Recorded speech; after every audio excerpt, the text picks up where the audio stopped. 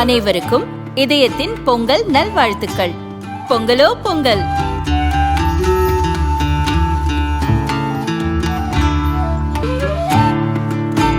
அனைவருக்கும் இதயம் மந்த்ராவின் பொங்கல் தின நல்வாழ்த்துக்கள். பொங்கலோ Pongal. Wherever you go, whatever you do, throw a little at it. Omax, Vest and Briefs. ஆண்டின் முதல் சட்டசபை கூட்டம் இன்று துவங்கியது. தொடர்ந்து 3வது ஆண்டாக கவர்னர் ரவி இன்று சட்டசபையில் இருந்து வெளியேறினார். தேசிய கீதம் பாடாததால் கவர்னர் ரவி தனது உரையை படிக்காமல் புறப்பட்டு சென்றார். முன்னதாக கவர்னர் இந்த கருத்தை கூற வந்தபோது அவரது மைக் ஆஃப் செய்யப்பட்டிருந்ததாகவும் கூறப்படுகிறது. கவர்னர் வெளியேறியதும் முதல்வர் ஸ்டாலின் பேசியதாவது: நீண்ட பாரம்பரியத்தையும் கொண்ட இந்த மக்கள் சபையை, அதன் மாட்சிமையை அவமதிக்கும் செயலாகும் என்றே நான் கருதுகிறேன். 10/4/2023 அன்று இதே பேரவையில் நான் ஆற்றிய உரையின் ஒரு பகுதியை நான் இங்கே நினைவு கூற விரும்புகிறேன். ஆட்டுக்கு தாடியும் நாட்டுக்கு ஆளுநர் பதவியும் தேவையில்லை என்று பேரறிஞர் அண்ணா அவர்கள் கூறிய போதிலும், அதை முத்தமிழறிஞர் தலைவர் கலைஞர் அவர்கள் வழிமொழிந்த போதிலும், அந்த பதவி இருக்கும் வரை அதற்குரிய மரியாதையை கொடுக்க அவர்கள் முதலமைச்சர்களாக இருந்த நேரத்தில் தவறியதில்லை. அவர்களது வழியை பின்பற்றி நானும் அதிலிருந்து இம்மி அளவும் விலகியதில்லை.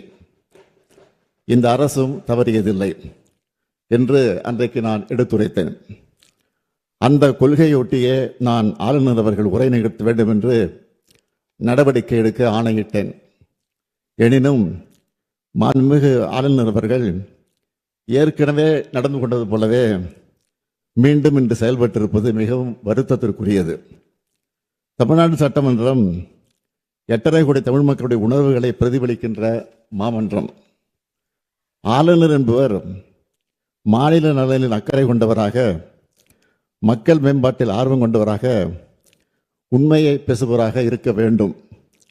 மக்களுடைய பேராதரவோடு பெரும்பான்மையோடு வெற்றி பெற்று ஆட்சி அமைந்துள்ள அரசு எடுக்கின்ற முடிவுகளுக்கு ஒத்துழைப்பு கூடியவராக இருக்க வேண்டும். அதைத்தான் அரசமைப்பு சட்டமும் அந்த பதவி வகுப்பிடம் இருந்து எதிர்பார்க்கிறது.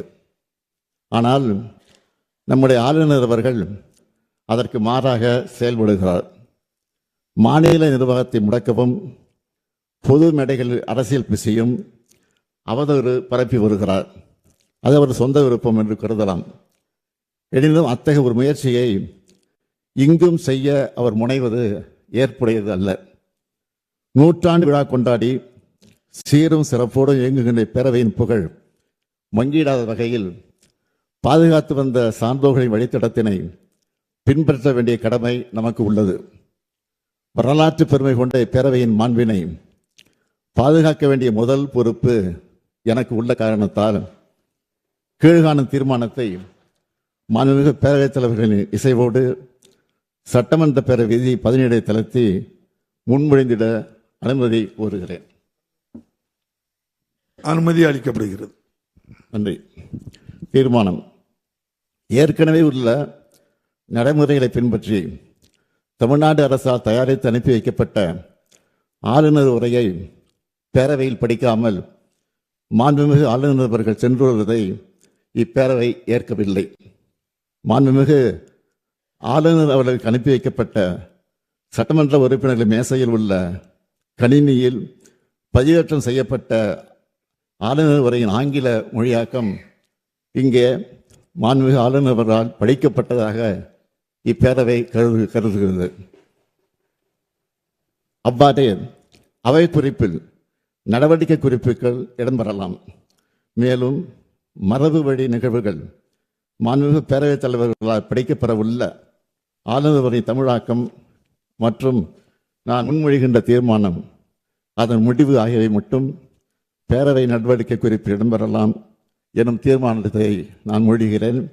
இந்த தீர்மானத்தை அனைத்து உறுப்பினர்களும் ஒருமனதாக நிறைவேற்றி தர வேண்டி அமைகிறேன்.